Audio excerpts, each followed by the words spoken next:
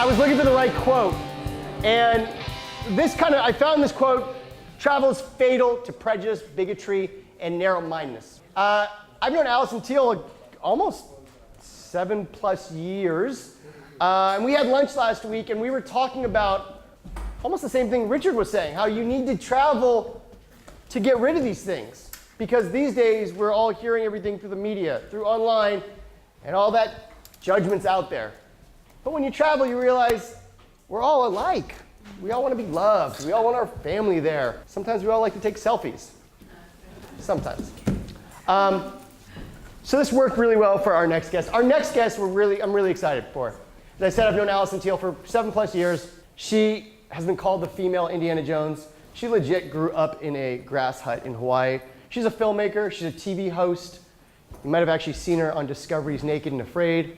She's a very conscious, sustainable advocate, and she's quite extraordinary. She's a surfer, and I'm grateful she's here tonight. Let's give it up for Alison Teal of Alison's Adventure. Have a seat. Sorry, Nicole. Let's talk about Not the travel that thing. kind of lip. We'll come back to the late thing later. That's another story. Have a drink. Okay. All right. Thank you for being here. Yes. I mean, we've talked for forever about having you be a guest, so this is great. You're so funny. Connor just took this picture, and it's just cracking me up right now. Well, it's a great picture. I mean, it hasn't been like large, and I just was always the like Hawaii girl, and this is funny to see like Indiana Jones girl. Okay, I like it. Let's go into that. Thank you for diving right into that, because you're known for traveling around the world with your pink surfboard. Yeah. You're known as the Hawaii girl, and you legit, grew up with your parents who are legendary, photographers, adventurers, and you grew up around the world. Did. Traveling around the world, going to places. Tell us some of the places you did live and travel to as like a kid. So when my parents were photographers like Nat Geo and Patagonia, and literally wanted to live a life of adventure. And so one day my dad picked up a camera and was like, well, I'm gonna try this. And Patagonia threw away his slides for like 3 years and finally kept one, and then it just evolved. It's kind of like if you wanna do something, you can. And then- There's a theme here, people. Yeah, he put his mind to it. They then were planning the ascent of the highest peak in southern Peru and happened to have a baby. They say it wasn't a mistake, but I was made one hot night in Guatemala. Yeah. And so they took me with them. So at 2 months old, 1.5 months, my first family adventure was not to Chuck E. Cheese's, but it was up the highest peak in southern Peru.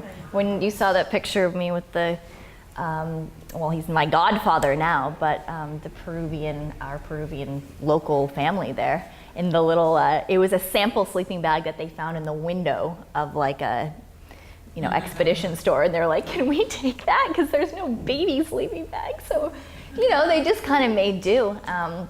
And then Patagonia, not to go like crazy, but just so you can get a reference, like Patagonia didn't even have kids clothing back then. And so my parents were like, we need kids clothing, and thus the Patagonia Kids line was born.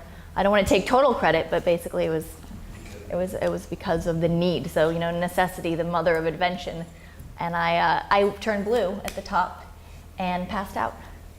And now I'm still here. So I have something to blame, like anytime I do anything wrong. I'm like, you guys, it was your fault when I was 2 months old. Yeah, definitely. Yeah. Well, I think you give a great reference there to create a backstory, and the video kind of lays it out. And then Mount Everest at 7, so they had only to top 7, it. though. Yeah, so many years later, though. At least I could walk by then, yeah. But you'd already lived in Bali, other places. You'd been by 7. You'd already been around the world 4 times. Well, it's funny because people, I'm always like, they're like, but you lived in Peru, but I thought you lived in Hawaii, but you lived in Bali. When you have parents that are nomads, which a lot of people here may have experienced or know people, like that's what you do. That's where you live. I know Raya's lived out of a backpack for years and years, and that's just what you do. That's just what you do. Yeah. But your parents are, have home base, which we talked about, like this grass hut.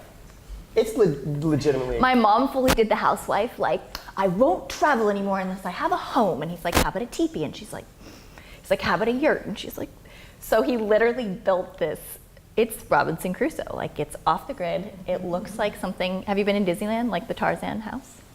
And solar power, and runs this truck on veggie oil. And, they grew up in the era of the avant-gardes and the leaders of kind of these adventures. And instead of making a multi-million-dollar clothing company, they decided to live it for real and share it with people. And they say the reason they had me is because just like when Richard takes people on trips, it's like you instill all this knowledge in people and then they leave you. And so they felt like having a kid. Oh wow, you really went there with the bikini and all. That's us at Everest actually when I was 7. And that's our house kind of, well, it doesn't have thatched roofs on part of it anymore, but so we have the only oceanfront retreat center in Hawaii, and they really live there, walk their talk. And so yeah, when Yvonne went into like Patagonia, my dad went into how can we have a kid and instill in her what all these people just kind of come and learn, and then you just said something that I really want to key in on. Yeah. They really walk their talk. So to a fault. So they built this amazing house the that they live out of. Yeah. They travel quite a bit. You've hosted retreats there. Yep. You guys are focused more on that now. And I think at this point in your life, you guys are seeing that, and you've seen it. We've talked about how special that really was, and how traveling and a lot of the lessons they really instilled in you really, make you who you are today. And I want to bring up this thing that, I know we've joked about this whole trust fund. I mean, because Alison does call herself a trust fund kid. I'm a trust fund baby. And it's trust that the funds are going to be there. It's trusting that the way your parents raised you in that way of interacting with people from around the world, meeting people, and just trusting universe. Everything is there providing, right? My dad would always be like, don't worry, you have a trust fund. I'm like, okay. Meaning like, yeah, you literally trust that the funds will be there, and you trust what the universe will bring you. And I kind of wish it was another one too. Sometimes I'm like, Dad, where is this thing? Where's the actual trust fund? 1,000 coconuts are in my name somewhere in the world. And I wanted to bring this stuff up because I think much like Richard, it's great when we're going to talk about travel, we're going to talk about some of your recent stuff, but I think it's really interesting when we really give this backstory of who you are. And I bring this up because I think we started talking about like today's travel space and the bloggers and everything, which is all well and good. We can all dissect that for hours. Mm-hmm. But you're someone who didn't just fall into the internet. You've been living this since day one. But you also legitimately went to film school. You went to USC. You're trained in what you do. Can you imagine going from like backpacking through the yaks in the Himalayas to like USC film school sorority life? Did you freak out? Yeah, it was kind of weird. I mean, they didn't know where any of my clothes or shoes or yak hide blankets, so they just thought I was this weird like hipster, like, oh wow, that must be expensive. $5 straight to Peru. No, but I think I have something to say. Yeah, I mean, I do have a professional background with that, but I think that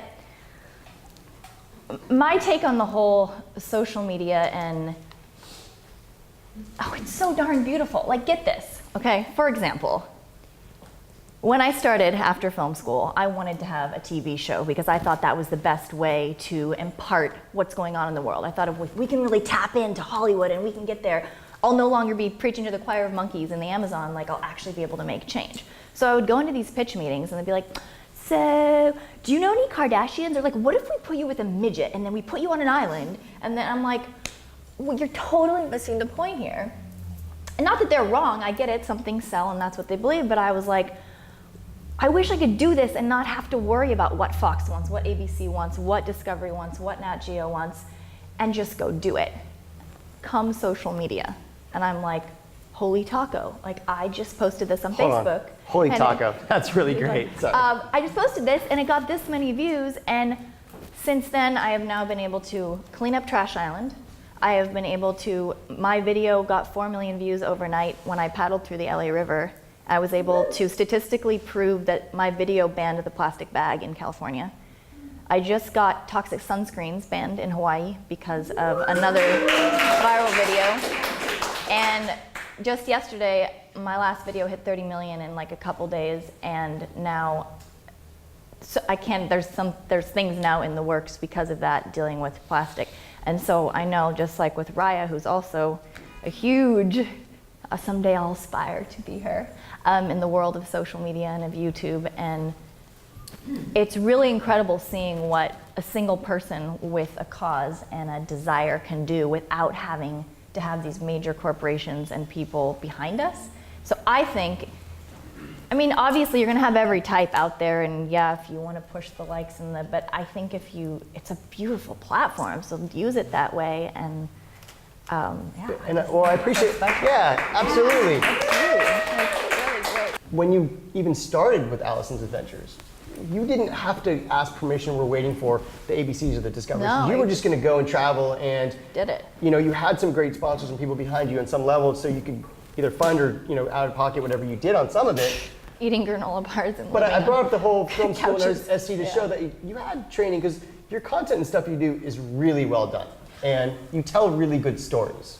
Well, I appreciate that, but I think my biggest advice, because a lot of people will come to us as like bloggers, or you doing, how do I get started? I want to travel the world and I want to do it for free. Just freaking do it. Yeah. Like, pick up a camera tomorrow and go out and film them, whatever you like. Like, you don't have to, you have to do what you're passionate about, obviously. Everybody always tells you that, which I think is kind of cheesy, but I don't think of it as like, what do you like? It's like, what do you want to do so much that you like forget to poop and pee and you're just like, I gotta do this all day and I just can't.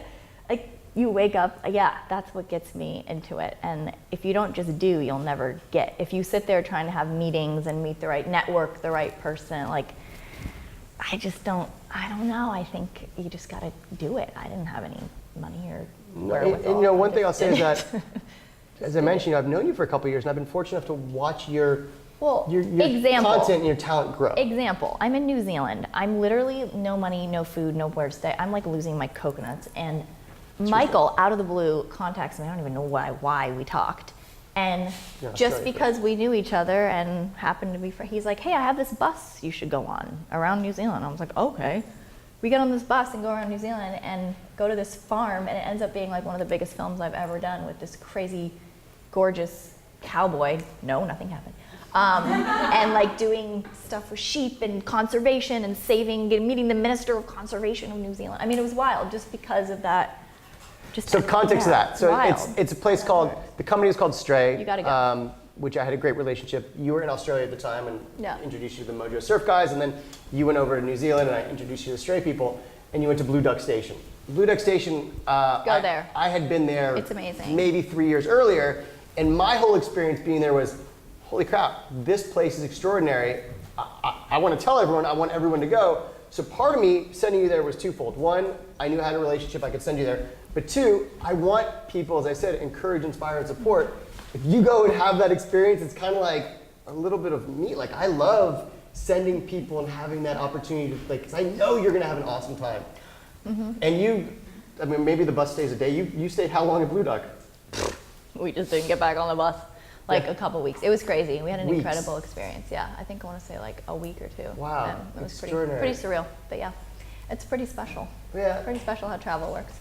I mean, seriously, if I can acknowledge for a moment, because I have a cinematographer here that shot this film. Connor's amazing. He's also, and you should talk to him. He does he's gonna change the world because he's doing cause-based things that are out of this planet, and I'm really lucky to have him. And Raya's amazing. You guys should talk to her because she does crazy travel all over. I want to stop you for 2 seconds. But I have to tell these people, because Tamara shot, did you see that teaser? We shot that in like 2007, some of that, with zero money, and now she has a Netflix show. So it's like crazy how you can just like keep going. But this is a testament to who Alison is. Because people, and I know you get this a lot, was Alison Teal and Alison's Venture, is she the same person on the video as she is in person?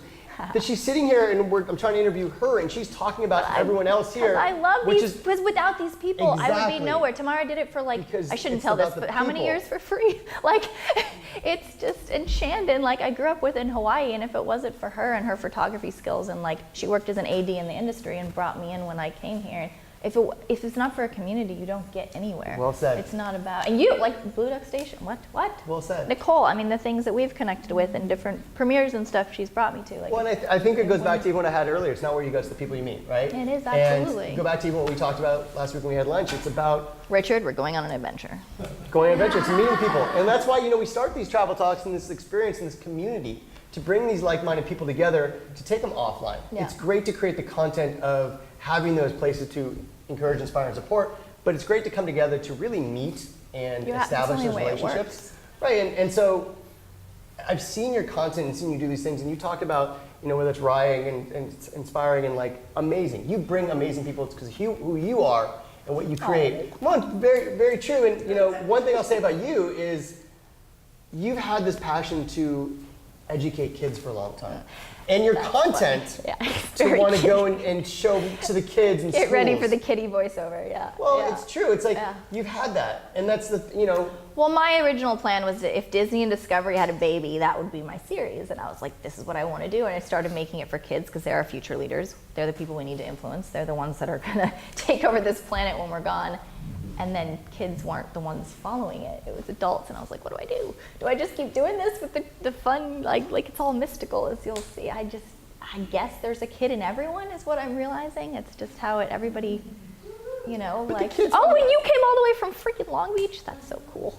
That's so rad. You guys, this is hilarious. I was running on the beach the other day and I get this random Instagram message. She's like, hi, I don't know you, but did you just run by me on the beach? And now she's here tonight. Like, how funny is that? It's amazing. Is that weird? See, social media does work. It does. It's an incredible tool. It's an incredible tool. So use it in the right way and don't fall off mountains taking selfies and you'll be fine. Right. And I think even back to Dave's question, even about like, it's the healthy balance. And it's like I say with travel, with meaning it's to, you know, if it's going to move, touch, or inspire, you know, use the hashtag. So it's like be present, take the picture, put the camera down, but you know, you're gonna do something. I have to say I do struggle with the like, I mean, this is so weird to say about myself, but I did a ton of bikini surf modeling. When you post a picture like that, you're probably gonna get a lot more likes. So it's like, there is definitely that thing of like the butt shots versus the real adventure. Like, I don't, you know, but you have to just, I don't know, this balance, I guess, and how. I think with you, it's the same thing. Just be you. One butt, one cheek, Right. not both.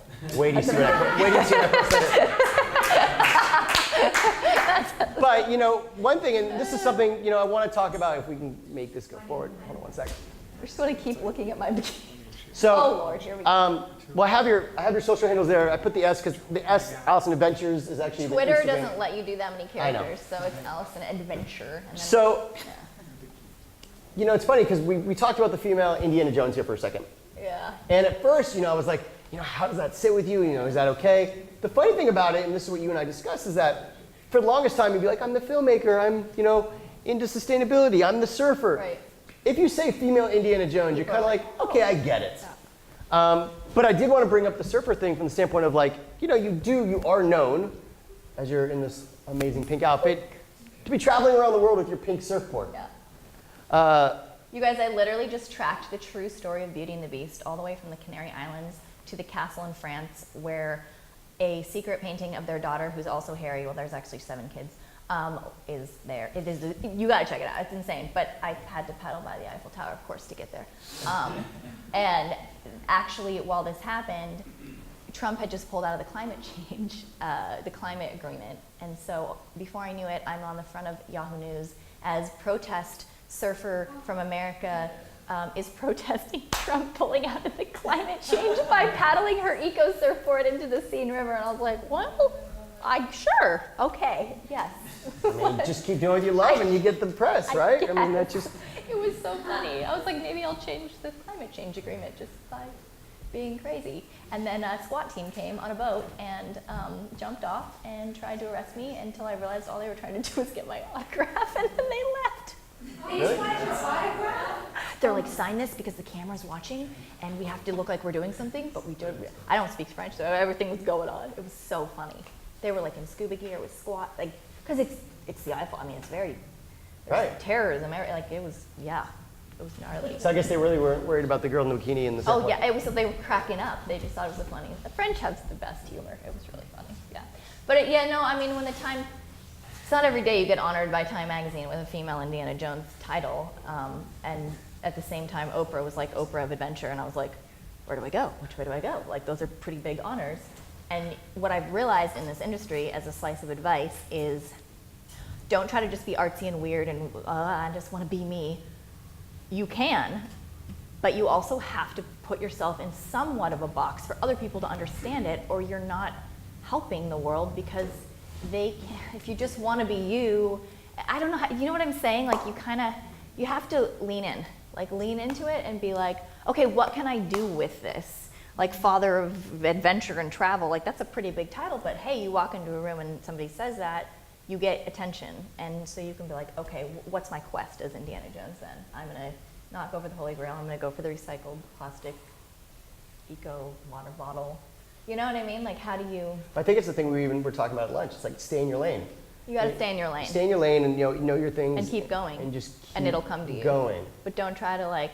That's what I've noticed. I don't know if Raya can attest to this, but like every time something comes big on social media, I'm like, oh maybe, and then I'm like, no.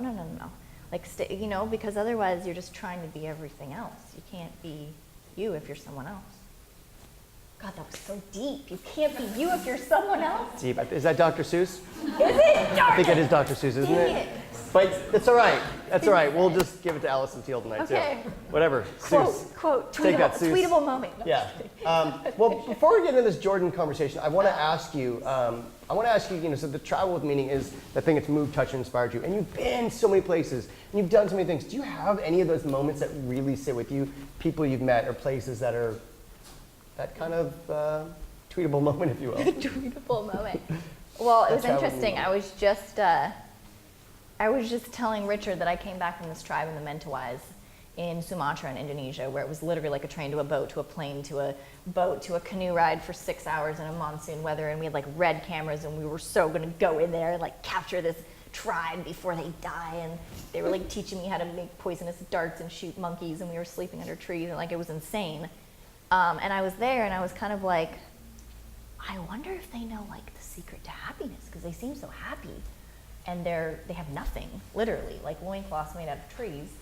And so I asked the head shaman, and the translator. I speak Indonesian, and they speak what Mentawai. They don't speak. No, it's like a very dialectic, cultural. It didn't even like really have a name, but you do the sign language. Like that's the beauty of other cultures is like. Half of it is body language, and the translator's like, no, you can't ask him. He's not gonna know. Like, I'm like, no, ask him. What's the secret to happiness? And he just looks at me with these like toothless grin. He's like, and he says one word, and I was like, on the edge of my seat. And the translator's like, kindness. And I was like, oh my God, that's so cool. And I said, what is it? What do you mean? And he's like, well, if you're kind to the trees, they give you food. If you're kind to the river, it'll give you water. If you're kind, I was like, oh my, it's so simple. And so I thought that was kind of a tweetable, fascinating moment. So be kind to each other. That's what I've learned growing up. Because when you're in a society where you don't have money, like many of the villages we lived in, it's like if you don't give somebody your potatoes, they're going to die.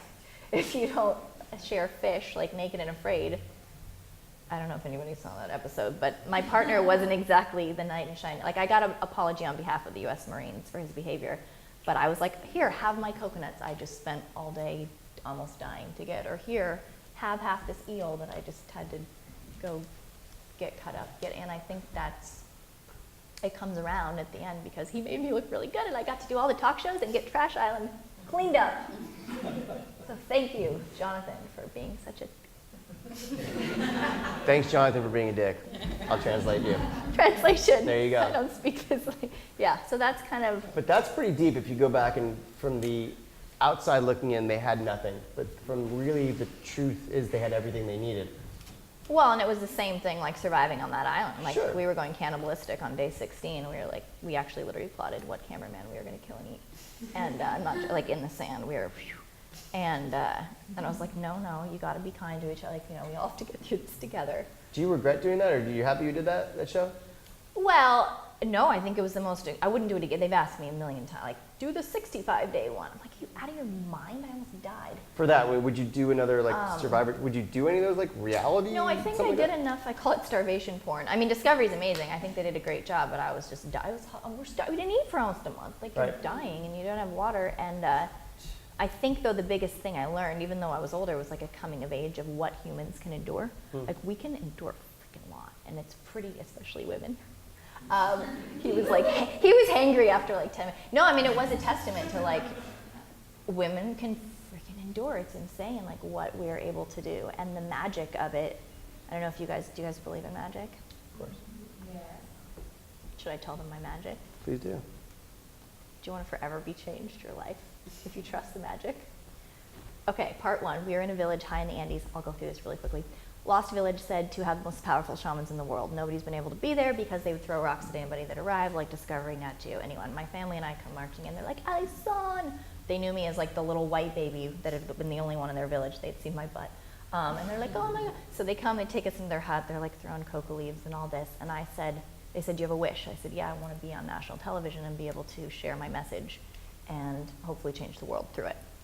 Ties a bracelet around my wrist, make a wish. I said, okay. So I made a wish of that. Flash forward, on a lost island of Fiji, firewalkers. You go to this island, they can heal you with touch, and they can walk on fire. So I'm like, I gotta check this out. Sit down to interview the chief before I'd really seen any of their powers, which I did see them walk on fire. It was pretty fascinating. All these are, not to advertise, I don't make any money off of it, but all these movies are on my website for free if you wanna check them out, like the Peruvian one, The Lost Island of the Firewalkers, because most of what I do is nonprofit. Anyway, we're on this lost island, and I'm like, so dude, chief, how do you guys get your magical powers? Right when I asked that, my bracelet falls off. This is after 3 years of hardcore surfing. Anything you can imagine, that bracelet had been through it, and had never fallen off in 3 years. I went to press play on the camera, and it just slipped off, and I was like, wow, that's really weird. My phone that was turned off and had no SIM card rang, and I was like, God? And it was Discovery Channel saying, we would like you to be on this Naked and Afraid show, which I kindly said, hell no, I don't want to be naked on national TV, I want to inspire kids, and I hung up on them. I went back to interviewing the chief and said, okay, how'd you get your magical powers? And he said, it's from this iridescent magical eel, of course, that came to the island. And there's this whole story about this magical eel. Flash forward, Naked and Afraid. I'm on the island, and I'm literally almost dying. I was hallucinating, we were going cannibalistic, we hadn't drank, we hadn't eaten in weeks, and I had a vision. The way the shamans get their power in Peru is they get struck by lightning. That's how you become a big shaman. Lightning strike, big rainstorm, had a vision that night that I was gonna go and kill this magical eel. We were gonna eat it, we were gonna survive Naked and Afraid. So I wake up like, bat out of hell, tell the producer, thank God, and I'm like, I'm gonna go kill it. And then she's like, camera people, follow her. So I'm like marching to the other side of the island, like bare butt. She's like, I'm gonna kill this eel. And she's like, okay. So I get to the other side of the island, and there's a spear in the sand just waiting there for me. And I was like, looking around, and they leave in the night. So there's no way, like, I don't know how this, and they didn't know, and there's no time they could set, they don't set things for us. Take the spear, I closed my eyes. I couldn't walk out on the reef because it was really sharp, like razor sharp. I closed my eyes and I threw the spear, and it went right through the head of a magical iridescent eel. And we took it and we ate it and we survived. Wow. Whoa. That's trippy. Is that weird? That sounds pretty crazy. And you don't know why I told you that? I want to know why. Because just yesterday, I got a call from Discovery Channel, or from Travel. It's kind of a whole long story, but the point of it is they want to do a TV show. And I was like, oh no, now what? Because even Travel and Nat Geo and Discovery, they're not doing, like, you know how Animal Planet hasn't had animals for months? It's like Treehouse Masters. And I'm like, what? I like that show. I'm not saying it's bad, it's just, it's I like it's with Treehouses. animals, like all the networks Treehouses are, is so exciting. Treehouses are rad, but Pretty no cool, animals. actually. So it's just like, usually when they call you, you're just like, I don't know, that's not quite. First off, they don't call and me. they said, do you happen, this is really funny, to know any amazing shamanic experiences or stories dealing with magic in your life? And I was like, So we did the interview yesterday, and now I'm here. Magic. Magic is weird, and so if that happens, And that would be now my you're here. own show on TV talking about magic and shamans and bringing the level. I'm not talking in the wooey sense. You're not talking ta-da. No, I'm pretty grounded in it all. I just think there's a lot of wisdom in other cultures that we just don't know how to see. Well, I think a lot of that also comes from pretty your years surreal. being on the road and kind of just seeing it and experiencing it. Long Let's shift for story. 2 seconds here. But anyway, believe in magic. Not Believe just in Mickey magic. Mouse. Believe in magic.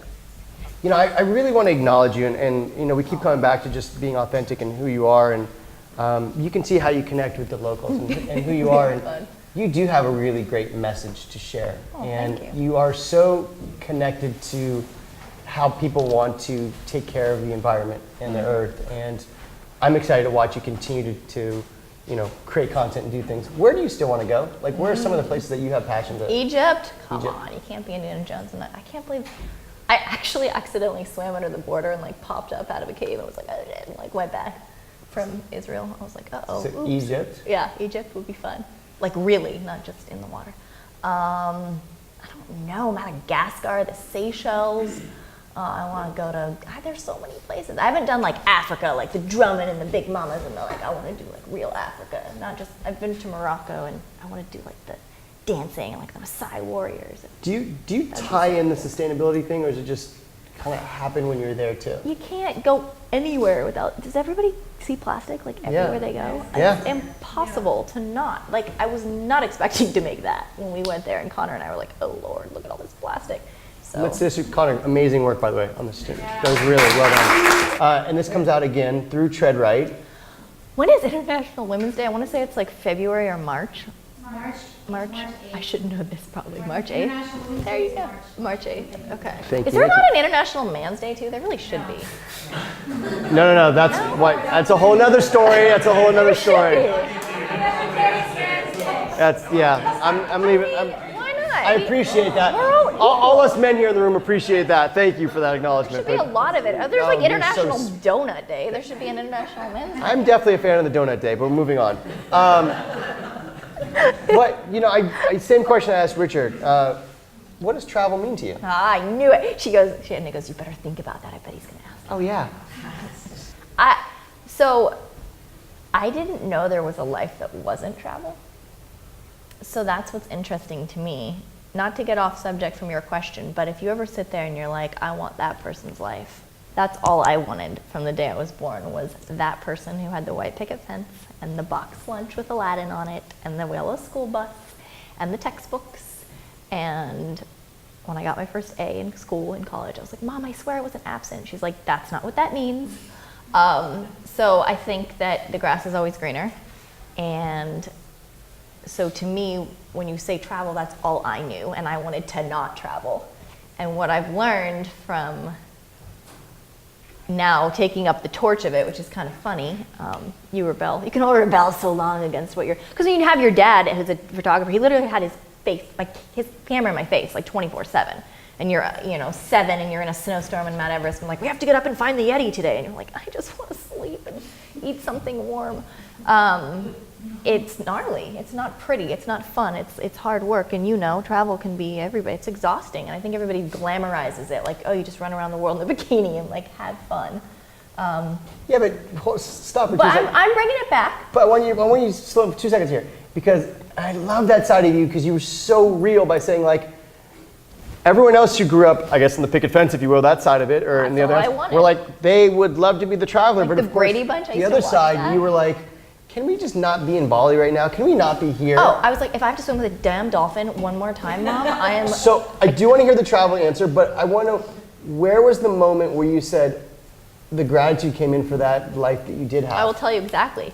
So I took my first film, Rita, which was about my experience going to school with the Sherpa children in Mount Everest. They go every day over an 18,000-foot pass to get to school at 4 in the morning at 7 years old, 6, 7 years old.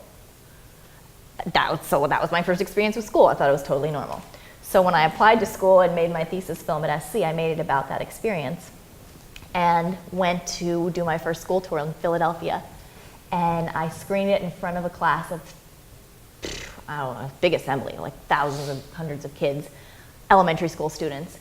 And I was like, yeah, they really loved it. This is awesome. And like afterward, this little girl comes up and she's like convulsively sobbing. And I was like, uh-oh, principal's gonna get me on this one. And she's like, can I talk to you? I was like, yeah, did I scare her with the mummy? Like, what happened?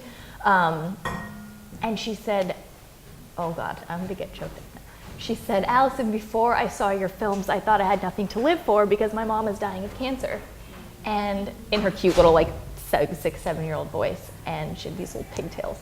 And now that I've seen it, I see that there's magic in the world and people that will be my friend if she's gone. And I was like, and she wanted to be a baker. So I was like, well, you should start baking then. So I sent her recipes and like, it was just, and so that's what made me want to inspire kids. Cause like you can change a kid's life in like a second, so we've kept in contact over the years, and I mean, not like this was years ago, so I don't know what she's up to now, but just inspiring her to just keep going. And So it seems like that moment and realizing the adventures and things you had that were right, I normal was life like, for you whoa, actually that inspired them, was so a trickle down maybe it's inspiration. important. That's amazing.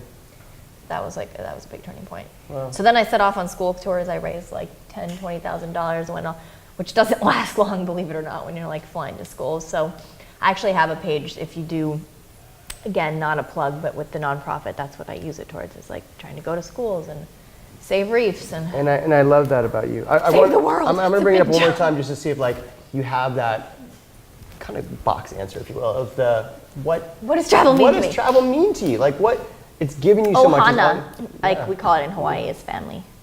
Ohana, and I think like, just oh God, tomorrow you're gonna make me cry more, but like it's true. Like we started out with just a dream, you know, to make things happen, and then to see your stuff. Wow, why am I getting so? See, you're a good interviewer. To see your stuff like going up on Oprah and being on time and that kind of thing, when you literally have like no money and just this dream to be able to do that. You realize that it's due to the people that you meet along the way in your ohana. And I think Hawaiian culture knew that. And this one elder in Hawaii might be a good closing thing, is that he always said that life is like a canoe, and to make a crossing, which is life, you not only have to take care of the canoe, but you have to take care of each other. And I was like, oh, yeah, because the canoe could sink and then you can't paddle alone, so it works. Well said. Again, Ohana. I Not just Lilo and Stitch. Ohana means family. That's such a good movie. well, again, I think it's a true testament to who you are, with who you surround yourself with who you They're really my, are. my peeps. Just in our community, in the world, and what you are creating. And I know you have so many bigger things to come. And I think Yeah, if what you have any good stories that you need to. what you've created thus far to this point, and I really can only imagine what is yet to be created. Do you know any other cowboys in New Zealand? Or I'm like, no? sure we can figure this Okay. out. But Let me know any other connections. like I said, we met initially through social media, and as far as being introduced and teaching what a hashtag was or something silly. I think Michael taught me what a hashtag is. But Pretty sure. I'm pretty funny. a big fan of who you are and what you're creating, and Thank you. excited to see where you go from here. Grateful that you're here sharing your stories. Hashtag travel with me. Indeed.